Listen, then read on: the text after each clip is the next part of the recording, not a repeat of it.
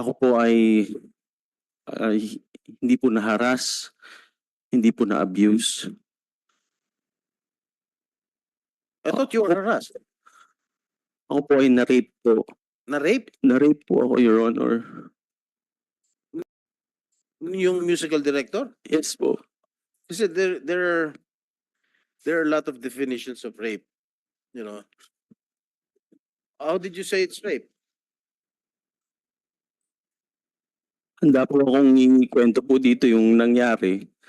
Pero ako po ay natatakot na baka po ako po ay balikan po ng mga taong ito.